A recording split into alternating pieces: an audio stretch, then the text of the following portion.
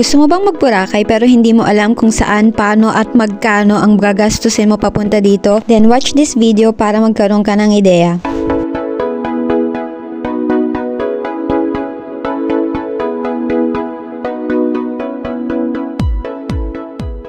Disclaimer lang, lahat po ng mababanggit ko dito ay hindi po siya sponsored. So, i-share ko lang sa inyo yung first and second day namin dito sa Boracay. First things first, Manila Airport to Caticlan Airport. Sumakay kami ng AirAsia at dahil meron kami check-in baggage, nagbayad kami ng 5,500 per person. Ayan, pagdating nyo naman sa Caticlan Airport, ayan, kukunin nyo naman yung bagahe nyo. Kung wala naman kayong check-in baggage, diretso na kayo sa exit. Ito naman yung makikita nyo paglabas nyo ng airport. Ang tricycle nga pala papunta sa port ng Caticlan ay 75 at sa ba naman ay 100 kung DIY kayo. Pero kung may sundo kayo, edi sana all. Pagdating nyo naman sa Caticlan Jetty Fort, kailangan nyo na magbayad ng terminal fee, 150 ang isa, environmental fee, 300 pag foreigner, 150 pag Pilipino. Tapos 50 pesos per boat fee. At pagdating nyo naman na Boracay Port, pwede kayo mag-e-trike, 150 pesos to 200, depende kung saan yung hotel nyo. But I recommend hop on, hop off, 50 pesos ang card at 50 pesos din ang one way. Pero magagamit mo pa rin kasi siya sa pagtutour dito sa Boracay. Let me know kung gusto mo ng more information about hop on, hop off.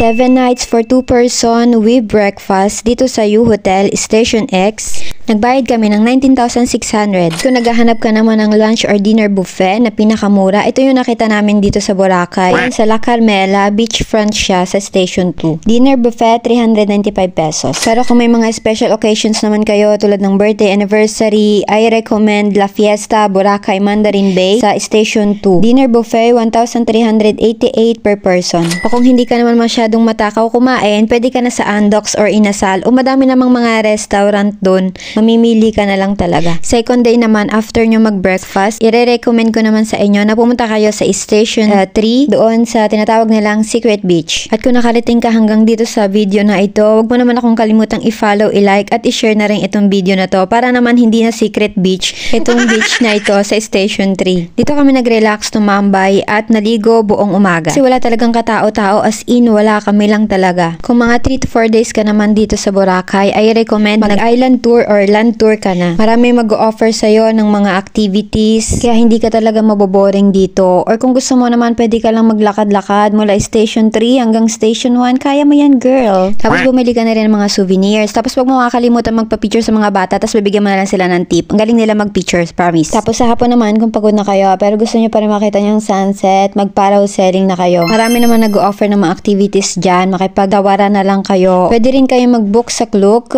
Ako naman kasi naghanap ako sa Facebook page ng mga mga activities sa Boracay. At ito, nakausap ko si Kuya, hindi ko natandaan yung pangalan niya, pero 600 nga pala yung binayaran namin dyan per head. At kung nagtatanong ka kung anong camera ang gamit ko, ilalagay ko yung link sa comment section. Buy ka na sa akin kasi may previous yan. Ay, sana all. Sana nakatulong, at kung gusto mo pa ng mga video katulad nito, i-comment mo na yan sa comment section. Thank you for watching. Bye!